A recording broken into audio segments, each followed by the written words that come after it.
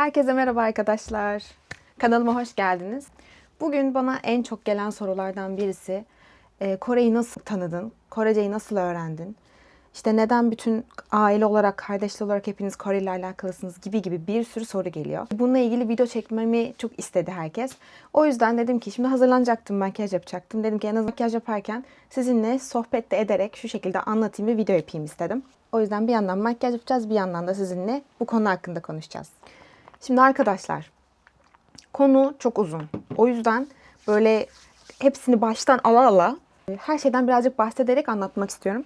Çünkü bunu kısa kısa pat diye böyle ortadan bir yerden anlatırsam sanki bir anlamı olmaz gibi geliyor bana. O yüzden sizlere her şekilde benim neden bu şekilde hayatımın ilerlediğini anlatmak istiyorum. Şimdi şöyle, ben zaten küçüklüğümden beri, yani Kore'yi tanımadan önce de farklı ülkelere, farklı kültürlere çok ilgisi olan bir insanım. Ayrıca ben sadece böyle değilim, kız kardeşlerim de böyle. Biz üçümüz de, hatta annem dahil, annemden de geliyor diyebilirim. Annem bütün İngilizce, yabancı şarkıları, Michael Jackson'ları falan filan bize anlatan, gösteren ve bizi falan yapan odur yani. Şöyle, biz üçümüz de zaten öyleydik. Ben de küçüklüğümden beri kendimi bildim bileli farklı kültürlere, farklı ülkelere çok fazla ilgim var. Ve böyle hep dil öğrenmek istiyordum. Hep böyle farklı dillerden taklit ediyordum, konuşmaya çalışıyordum falan filan. Küçüklüğümden beri büyük bir Harry Potter fanıyım.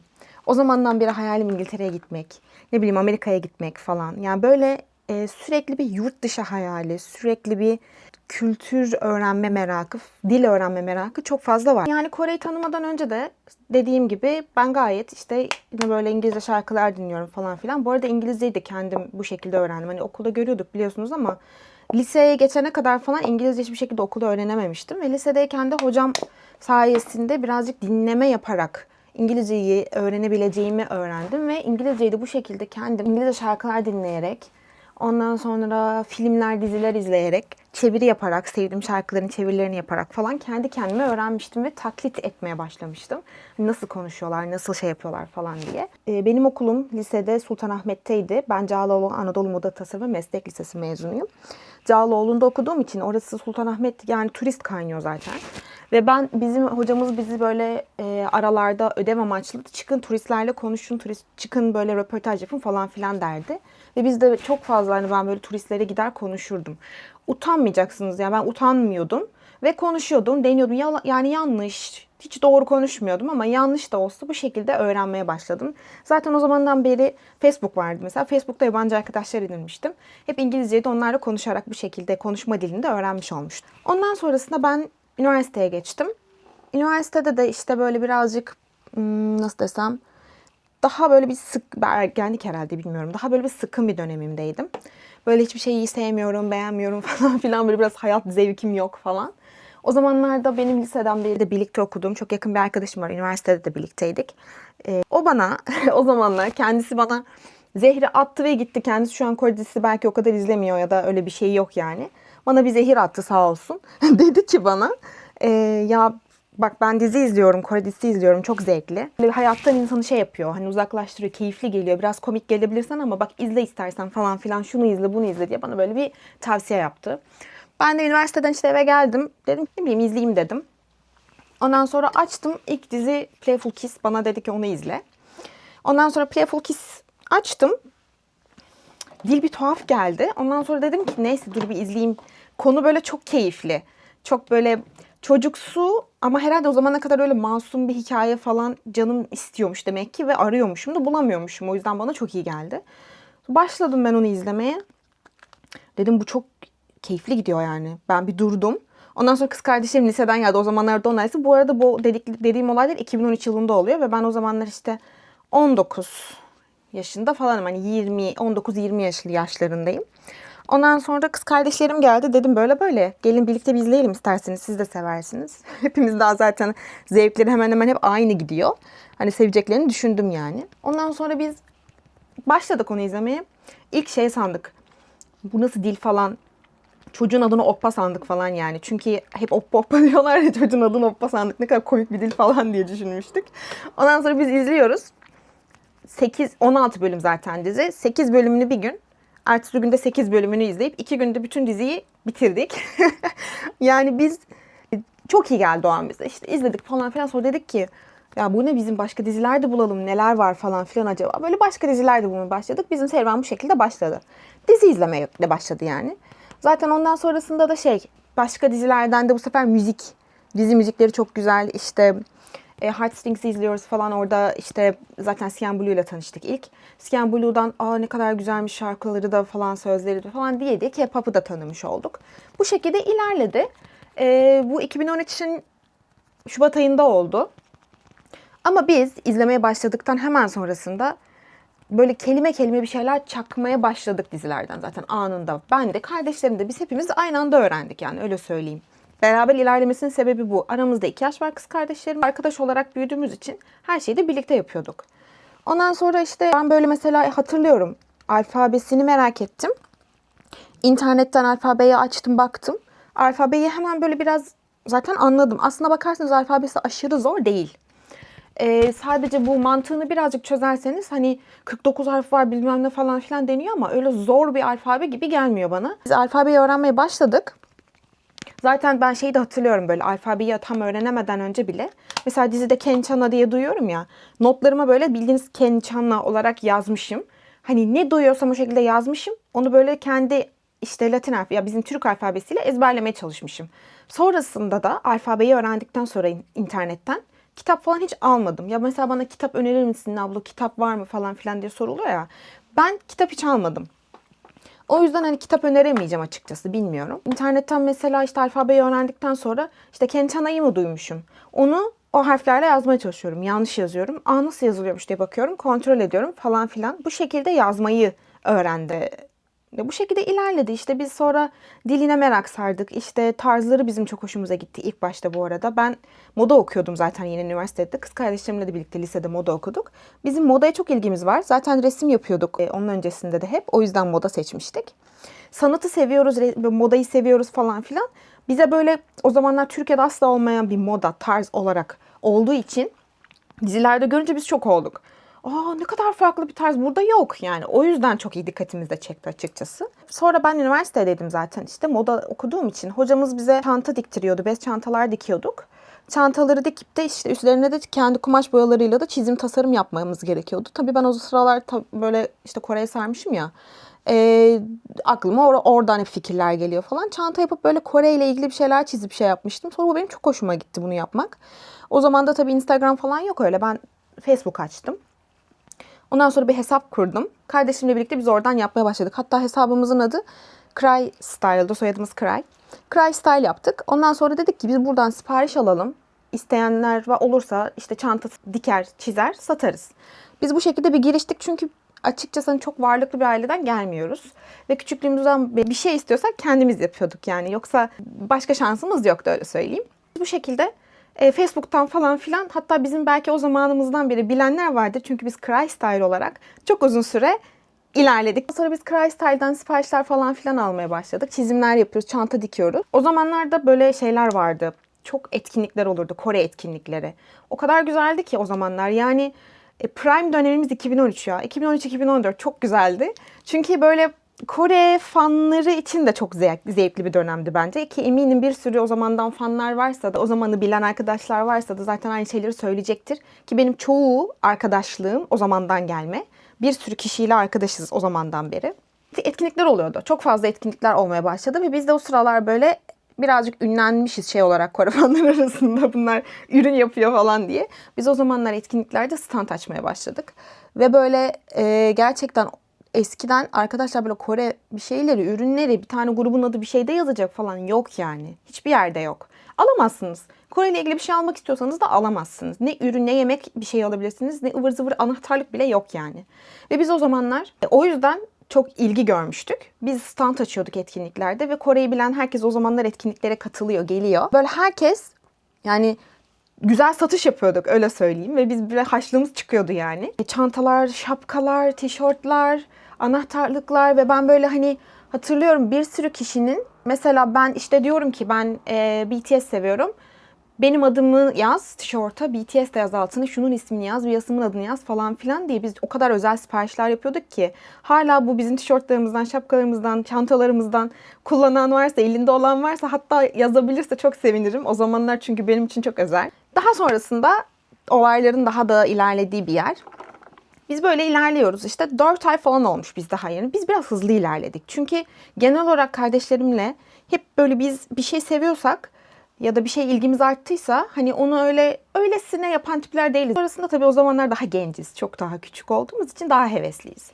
Bir tane şey başlamış. Türkiye-Kore arasında bir expo başlıyor. İstanbul Gyeongju Expo'su. Afişlerini gördük, şeylerini.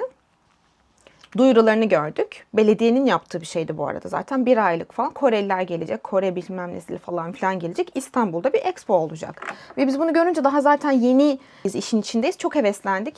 Ya dedik biz de orada bulunabilsek bizim şeye bak orada stand açmak istiyoruz. Yani zaten insanlar zaten program yapılmış geliniyor ama bizim kafa o zaman basmadı. Ya dedik biz de orada stand açalım bir şey yapalım falan filan. Koreliler var zaten. Bizim el yapımı Kore ürünlerini satacağız zannediyoruz herhalde. Her neyse biz ondan sonra gördük oranın şeyini, belediyenin ofisini. Fatih'teydi.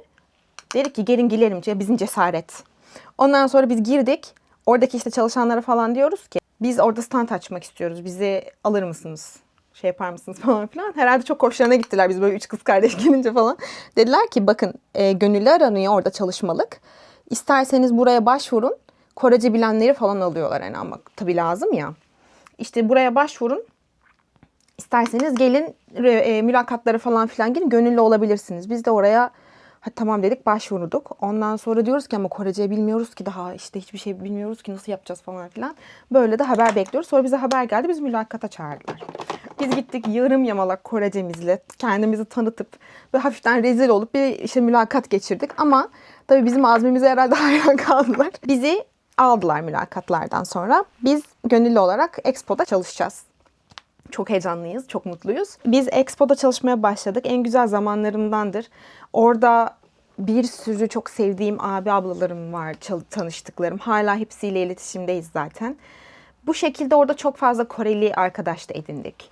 Ben yarım yamalak Korecemi orada kullandım yani mesela kaç kez. Ve kullanıp mesela bu böyleymiş bak bu olmadı diye ben orada Korecemi azıcık olan Korecemi bile ilerlettim diyebilirim. Expo çok güzel geçti. Expo bittikten sonra biz dedik ki hani orada Korece bilen çok fazla kişiyle de tanıştık ya.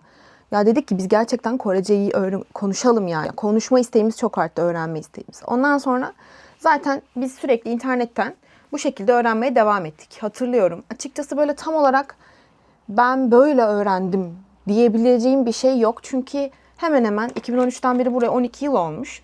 Hani her yıl daha ilerlettim. Her yıl daha ilerlettim ama nasıl ne yaptığımı bilmiyorum. Sadece çok fazla dizi izledim ya. Her kelimeyi bu şekilde çakıp kafaya atıp ilerlettim. Ve bunların benim büyük ihtimalle daha çok öğrenmiş olma sebeplerimden bir tanesi kullanmış olmam diye düşünüyorum. Çünkü evet Kore'ye gelemiyordum o zamanlar. Para yok, bir şey yok. Zaten küçüğüz. Ama İnternetten gerçekten arkadaş ediniyordum. Ya ben zamanında İngilizcemi öğrenirken de Facebook'tan arkadaş edinmiştim. Hani nasıl ediniyordunuz falan filan diyeceksiniz ama ben hani daha o zamanlar herhalde daha çocukken ya da Instagram yeniyken daha rahattı her şey. Biz böyle işte Instagram'da eski işte Expo'da tanıştığımız arkadaşlarımızla iletişim, oradan biriyle iletişim falan filan. İşte konuşuyorduk. Mesela benim hala en yakın arkadaşlarım zaten o zamanlardan kalma 2 tane Koreli arkadaşım vardır yani. Korece yazışıyorum. Bu arada telefonda arasa konuşamam. Ama mesela yazışıyorum ya. Yazdığım cümleyi çeviriyorum. Okuyorum. Böyle yazdı. Çeviriyi güveniyorum. Yolluyorum. Yanlışsa da o bana cevap veriyor. Onun çevirisine bakıyorum. Böyle yazmış diyorum. Okuyorum. Gibi bu şekilde çok ilerlettim. Daha sonraki yıllarda da şey yaptığımı hatırlıyorum. Kendime bir defter hazırlamıştım. Mesela diyordum ki ya ben cümle kurarken şunu diyemiyorum. Bu benim ağzıma gelmiyor. Bunu bir hemen bulayım. Çeviriyorum. Böyle kullanmışlar. Burada sırf çeviri yapmayın. Mesela çeviride bulamıyor musunuz? Google'a yazın. Değil ki. Bu Korelidir nasıl söylenir? Bu ki artık AI var yani. ChatGPT'ye sorun, bir şeye sorun. Hani zaten öyle sorduğunuz zaman bu Korece'de böyle söylenir diye açıklıyor ya size.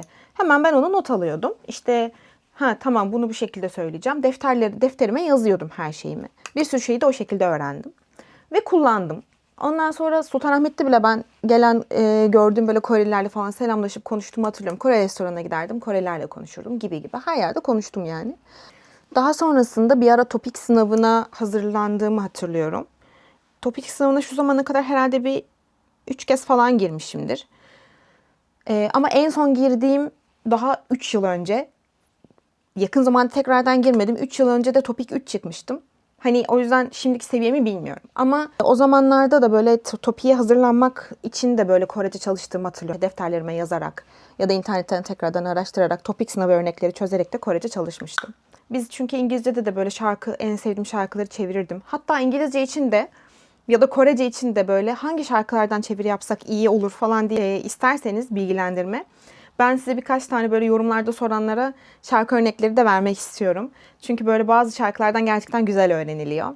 Biz Cry Style'ı yaptıktan sonra bu şekilde Cry Style'ın bir süre sonra popülaritesi düştü. Neden? Kore ürünleri Türkiye'ye gelmeye başladı. Ve artık böyle hani bizim el yapımı ürünlerimizin pek de bir anlamı kalmadı. Ondan sonrasında biz de Cry Arts olarak ben Instagram'da bir sayfa açmıştım. Tekrardan kız kardeşimle biz oradan çizim siparişleri alarak portre çizim gibi çizimlere başladık. Oradan da çizim yaparak ilerlettirdik. Mesleğimizi öyle şekilde devam ettirdik. Hatta kafelere, restoranların duvarlarını gidip boyadığımız zamanlar vardı. Resim yapardık. Sopung'un çoğu restoranın duvarlarını biz boyamıştık. Ama nasıl desem sadece harçlığımız çıkıyor. Yurt dışına çıkmak istiyoruz, gezmek istiyoruz. Hepimizin en büyük hedefi bu. Biz yani yurt dışına bir çıkmamız lazım. Çok istiyoruz gitmek falan. Sırf Kore'de değil bu arada. Hani her yere gitmek istiyoruz ama ilk önce bir Kore'ye gidelim falan filan derdindeyiz. Ondan sonrasında bu böyle olmayacak diye düşünüp zaten meslek değişimi yapmaya çalıştık. Bayağı bir yerlerde çalıştıktan sonra en son havacılık sektörüne girdik. Ben İstanbul Havalimanı'nda 3 yıl çalıştım. 3 yıl çalışırken de zaten yine çok fazla İngilizcemi de Korecemi de kullanmam gerekti ya.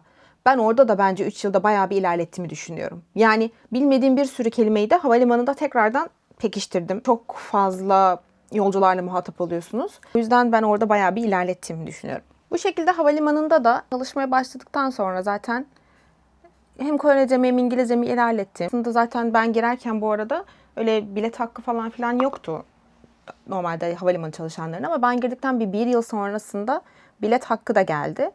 Şans, kısmetim demek ki. Ben orada mümkün olduğunca bilet haklarım varken yurt dışına çıkmaya çalıştım. Meslek olarak da bana çok soru gelmişti. Havalimanında çalışmak asla kolay değil. Çalışma saatleri aşırı zor. Gerçekten boş gününüz yok. Zaten uykunuz yok. Hani 1,5 gün kadar bir boş gününüz oluyor. Ama boş güne çıkarken zaten gece vardiyasından çıkıyorsunuz. Bütün gece uyumamışsınız, sabahlamışsınız. Sabah eve gidiyorsunuz. Uyuyup kalkmanız gerekiyor ki o günü değerlendirin. Zaten günün yarısı gidiyor ki ben uyumuyordum. Yani bir şey yapabilmek için uyumuyordum. Benim bir şekilde o günümü değerlendirmem gerekiyor. Ben evde uyuyup dinlendiğim zaman o günü güzel geçirdim diye sayanlardan değilim maalesef ki. İlla bir şey yapmam lazım. Bu huyumu da sevmiyorum. Ben uyumazdım. Ne yapardım? Kız kardeşim de benim gibi zaten. Boş günlerimizi değerlendirmek amaçlı işte İstanbul'da olsun ya da yurt dışı olsun. Genelde yurt dışına kullanmaya çalışıyorduk. Günlerimiz eğer boş denk geliyorsa onlarla birlikte. Hemen nereye gidelim? Ben 1,5 günde bile nerelere gittim yani. 1,5 günde ben Mısır'ı gezdiğimi hatırlıyorum yani. Ama gerçekten çok güzel, çok zevkli. Ben yoruluyordum, mahvoluyorduk ama bunların hepsi benim yanıma kâr kaldı tabii ki de.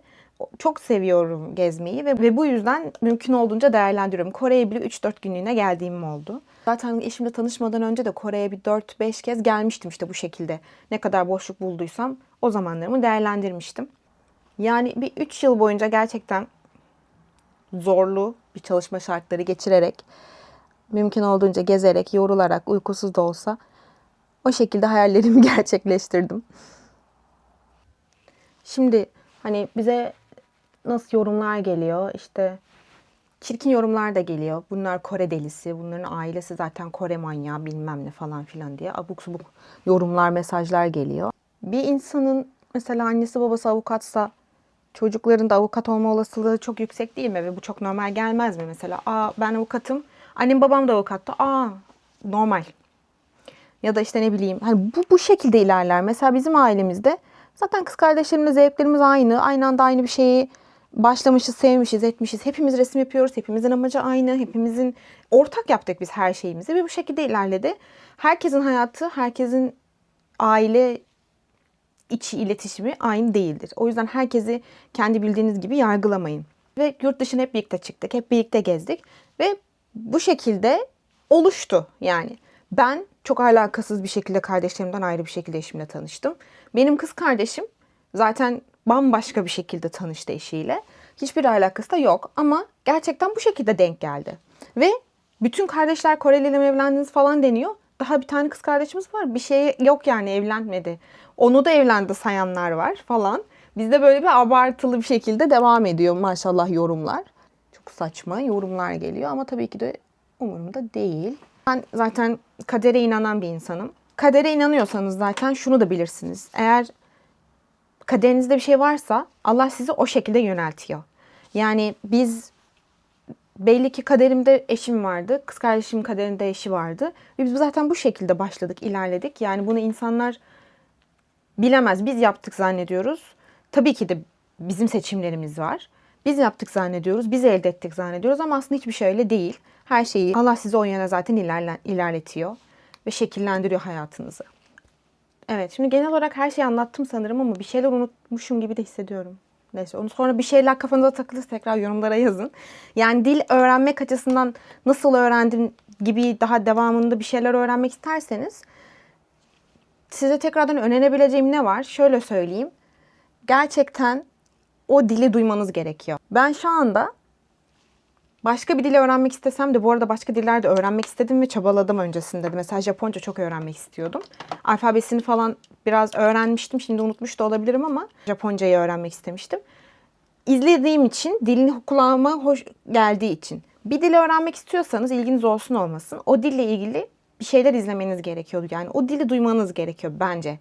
Çünkü mesela böyle bir dili gidip de sadece okuldan dersini görerek öğrenenlerin aksanıyla, kendisi izleyerek, duyarak, bilerek öğrenen insanların aksanı çok farklı. Yani aksanı gerçekten o insanlardan duymak çok önemli diye düşünüyorum. İnsanları taklit edin öğrenmek istiyorsanız. Öncelikle alfabeyi çalışın. Zaten alfabeyi bilmek hem aksanın hem de kelimelerin kökenini anlamak açısından çok önemli. Alfabenin çok zor değil alfabesi. O yüzden böyle gözünüz korkmasın alfabeyle ilgili. Onu öğrendikten sonra bildiğiniz bütün kelimeleri yazmaya çalışın. Daha sonrasında kendi kendinize konuşun. Mesela ses kaydı yaparak gününüzü anlatın. Ben bunların hepsini çok yapardım. Mesela öncesinde de İngilizce öğrenirken İngilizce günlük yazardım. Şimdi bakıyorum mesela o kadar komik komik yazmışım ki, o kadar yanlış şeyler de kullanmışım ki yine de o şekilde beni çok çok ilerletmiş. Hala mükemmel olmasa da bunların o zamanlar bunları yaptığım için mesela şu anda bu seviyede hem İngilizcem hem Korecem. Size verebileceğim tavsiyeler bunlar. Gerçekten şarkıları dinleyin, şarkıları çevirin. Nasıl cümle kurulmuş bakın, yazın ve yazmak çok önemli. Bir şeyi kelime kelime yazdığınız zaman aklınızda kalır. Bu her şey için geçerli. Eğer böyle manifesting olsun, şükür olsun, dua olsun, herhangi bir şeyde de ya da kötü duygularınız, olumlu duygularınız ne olursa olsun beyniniz içindeki şeyleri yazmadığınız sürece her şey havada kalır ve uçuşur gider. Ben o yüzden herhangi bir çalışma yapacaksam da kendi duygularımla ilgili varmak istediğim şeyler varsa da hepsini yazmaya çalışırım. O yüzden sizlere yazmak, bir defter edinmeyi çok tavsiye ediyorum. Önerebileceğim bir kitap yok çünkü kendim bir kitap alıp çalışmadım ama piyasada çok güzel kitaplar olduğunu duydum. Vardır yani illaki. Belki bunu başka yerlerden araştırıp bulabilirsiniz. Bizim Kore tanıma serüvenimiz, Koreceyi öğrenmeye başlayışımız ve Korece öğrenme şeklimiz bu şekildeydi. Böyle merak ettiğiniz şeyler olursa bunun hakkında video çekmemi isterseniz de yazabilirsiniz. Böyle ara ara sizinle merak ettiğiniz şeyler hakkında böyle sohbet ederek video çekmek istiyorum. Bu arada kız kardeşlerimle 300 değiliz. Biz 300 değiliz. Kız kardeşlerim ikiz. Ben en büyükleriyim. Aramızda 2 yaş var. Ve bir de bizim erkek kardeşimiz var. O da benden 7 yaş küçük. Ama tabii ki hepimiz artık büyük insanlarız. 7 yaş küçük dediğim küçük erkek kardeşim de 23 yaşında. Bu durum böyle. Evet, çok benziyoruz üçümüz de. Ama 300 değiliz. Bu arada söylemeyi unuttum. Bilmiyorum, bazı şeyleri hızlı hızlı anlattım, bazı şeyleri söylemeyi unuttum gibi geliyor da. Bu arada ben 2015'te kapandım. Öncesinde Kore fanı iken bir iki yıl falan açıktım yani. Hani bana sürekli açılırsın, Kore'ye gittin, açılırsın falan filan diyorsunuz ya. Hani o işler öyle olmuyor. Yani insanların hayatlarını bilmeden kimseyi yargılamayın. Açılanları da yargılamayın. Kapalıları da yargılamayın. Kapalıları da çok fazla açılacak mısın yazmayın bence. Yanlış bir etki, yanlış bir yönelme de yapabilirsiniz. Bunu size de söylemek istiyorum. Hoş değil böyle şeyler. İnsanların ne kararlar verip neler yaptığını bilemezsiniz. Ben Kore fanı olduktan sonra, ben kendi isteğimle 2 yıl sonra Kore fanı olduktan 2 yıl sonra daha hiç Kore'ye gelmemişken kendim kendime kapandım. Kimsenin ne olacağı da belli olmaz. Ve kimseye de ben asla böyle yaparım, şöyle yapmam, işte açılmam, açılanlara da şöyle böyle de konuşmam. Sadece insanları konuşurken siz de dikkat edin. Bu arada da makyajım bitti. Konuşmaktan makyajı nasıl yaptığımı hiç anlamadım bile yani. Kötü de olmuş olabilir şu an. Kamerada da güzel gözükmüyor. Umarım keyifli bir şekilde anlatabilmişimdir. Keyifle dinlersiniz. Ben de bu YouTube konusunda yeniyim biliyorsunuz. Yani normalde kafamda böyle bir şey yoktu. Ben evlenmeden önce de kız kardeşim YouTube yapardı. Birlikte gezdiğimiz zamanlarda video çeker yapardık. Instagram'ı bilmeyenler için de buraya yazmak istiyorum. Şuraya yazarım Instagram'ımı. Takip etmek isterseniz orada çok aktifim, daha aktifim. Eskiden beri Instagram kullanıyorum. Zaten kendim videolar yapmayı, gezdiğim zaman kendime anı olarak video yapmayı çok severdim. İsim yapar, video çeker koyardım. O yüzden zaten her zaman aktiftim, öyle söyleyeyim. Ama tabii ki de evlendikten sonra bu şekilde ilerledi. Zaten sevdiğim bir şey olduğu için ben de YouTube'da yapmak istedim. Ne kadar iyi yapıyorum konusunda hala şüpheliyim. Daha iyi yapmak istiyorum tabii ki de. Normalde her şeyi çekip paylaşan bir insan değilim ama sadece böyle estetik güzel şeyleri paylaşmayı seven bir insanım.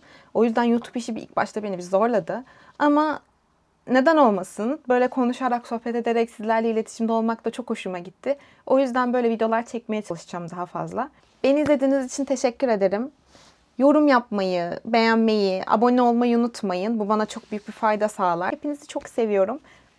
Öpüyorum. Görüşmek üzere.